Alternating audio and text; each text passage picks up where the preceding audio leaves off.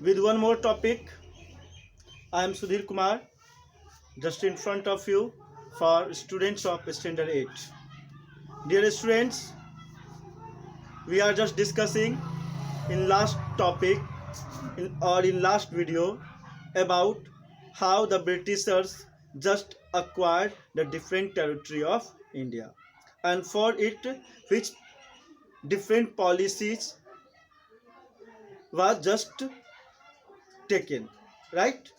Which policies were just adopted by them to do the acquiring of different territory, right?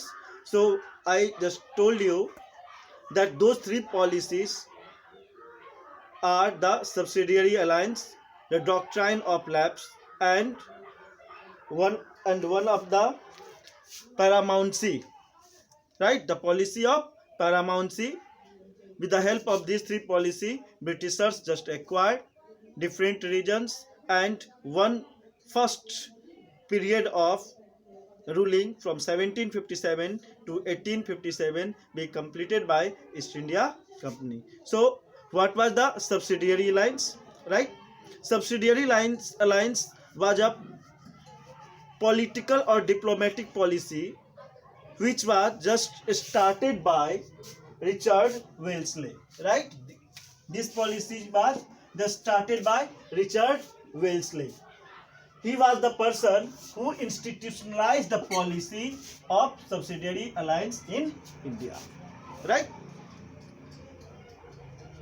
Before going in details, I just want to explain you in very short, as you can understand very clearly about this policy.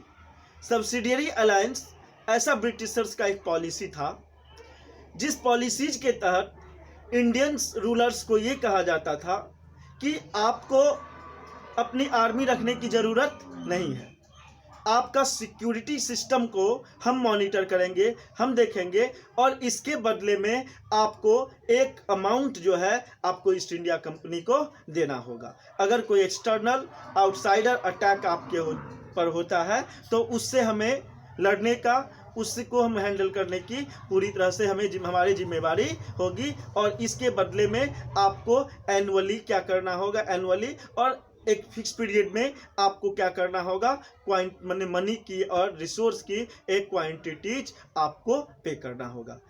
चूंकि east India company के लगातार 2 victory से India के बहुत सारे rulers जो थे, kingdoms जो इंडिया में थे, उनके सारे रूलर्स पूरी तरह से डर गए थे, क्योंकि 2 वार उसने जीता था।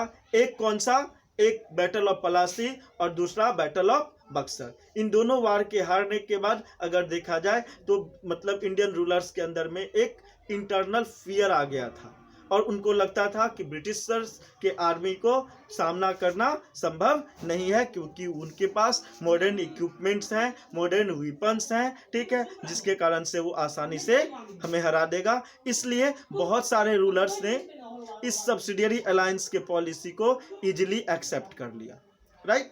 अब बहुत सारे लोगों ने स्ट्रगल भी किया, बहुत सारे लोग नहीं चाहते थे, लेकिन फिर भी इसको एक्सेप्ट करना उनकी मजबूरी हो गई, ठीक है। तो सब्सिडियरी अलायंस क्या है ये समझ में आया। इसका एक नेगेटिव इफेक्ट, इन्फ्लुएंस भी था इस पॉलिसीज का, कि अगर जो रूलर्स इस सब्सिडियरी अलायंस के पॉलिसीज पर एग्री हो जाते हैं, और एग्री होने के बाद अगर एक जो फिक्स टेन्योर्स और फिक्स टाइम पीरियड्स में जो मनी उन्हें पे करना होता है, वो अगर मनी वो पे नहीं कर पाते हैं, तो उस रूलिंग एरिया का एक मेजर रीजन्स क्या किया जाएगा, ब्रिटिश के द्वारा अक्वायर्ड कर लिया जाएगा, ईस्ट इंडिया कंपनी के द्वारा कब्जा कर लिया जाएगा, जिसका मिलिट्री, जिसका एडमिनिस्ट्रेशन और सारा रिसोर्सेज ईस्ट इंडिया कंपनी के हाथों में आ जाएगा।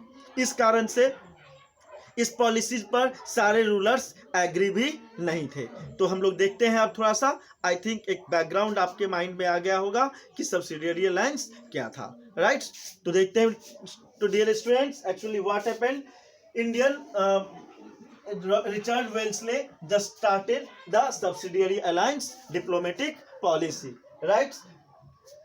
the Indian rulers were not allowed to have their independent armed forces. Under the subsidiary alliance, it was the policy that not any rulers who just became the participants of this agreement cannot keep their own armed forces.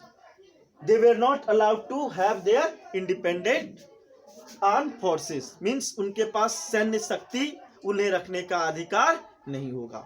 Who will make signature over the agreement over the subsidiary alliance will not keep their own independent armed forces.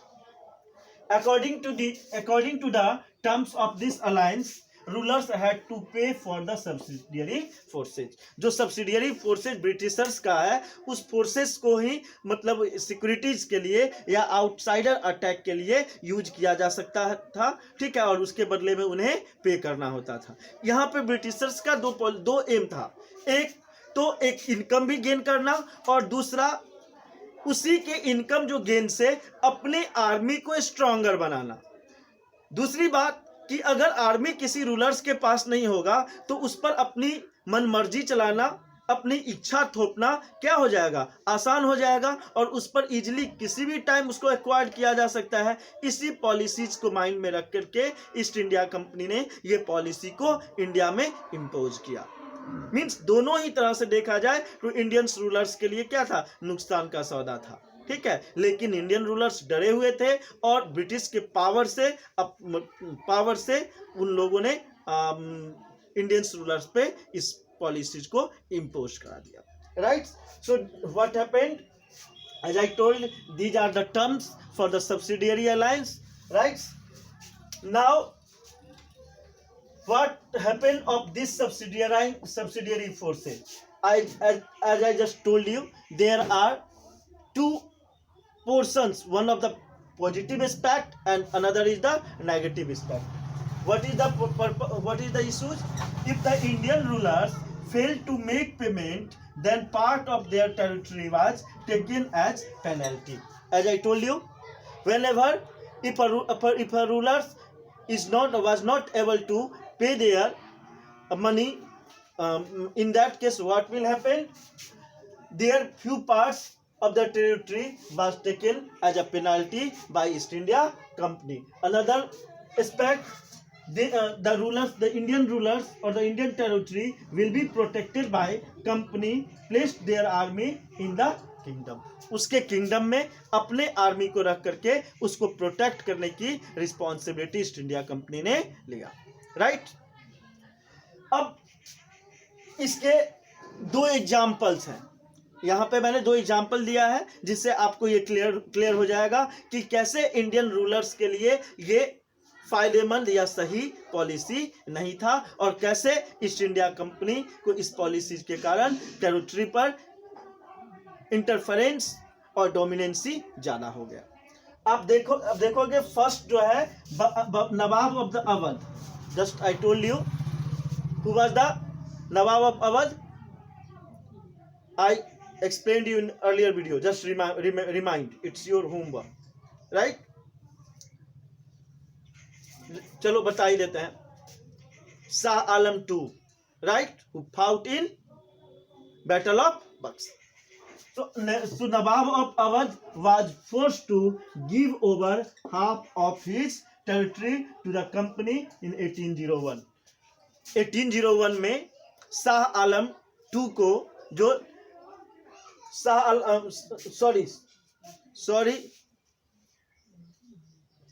Nawab of Awadh was Sujauddaulah, right? Nawab of Awadh was Sujauddaulah. So Nawab of Awadh has to give their half territory. Give their half territory to whom? East India Company, because he was not paid the amount fixed by the East India Company against of the subsidiary alliance. Subsidiary alliance की policy जो उस पर impose किया था, उस imposing करने में जो क्वांटिटी मनी की क्वांटिटी जो उस पर लगाया गया था, उस क्वांटिटी को देने में अवध का नवाब सक्सेसफुल नहीं हुआ. इसलिए अवध के अवध के टेरिटरी का आधा एरिया को ईस्ट इंडिया कंपनी ने यूज कर लिया, मतलब अपने कब्जे में ले लिया और उसके एडमिनिस्ट्रेटिव और सारे बेनिफिट्स उठाने लगा। दूसरा एग्जांपल दिया हुआ है, Similarly, Hyderabad was also forced to cede its territory on similar ground. Same subsidiary alliance के पॉलिसीज के तहत ही क्या किया गया, हैदराबाद के निजाम पर भी इसको लागू किया गया और उसके भी एक बहुत बड़े टेरिटरी को ब्रिटिशर्स ने अपने कब्जे में ले लिया, ईस्ट इंडिया कंपनी ने अपने कब्जे में ले लिया, क्योंकि वो जो अमाउंट था उस अमाउंट को पे करने में सक्सेसफुल नहीं हुआ। तो यहाँ तो ये दो एग्जाम्पल हैं, लेकिन बहुत सारे उस समय ऐसे छोटे छोटे किंगडम्स थे जहाँ पर ब्रिटिशर्स ने, ईस्ट इंडिया कंपनी ने इसको इम्पोज किया और बहुत सारे रीजन्स को इस पॉलिसीज के तहत ईस्ट इंडिया कंपनी के हिस्से में ले आया, कब्जे में ले आया, जिसका वो political, social, economical benefit gain करने लगा। तो एक और पॉलिसीज के साथ हम एक बार फिर अगले वीडियो में आपके सामने होंगे। So wait for the coming video. Thank you, have a nice day.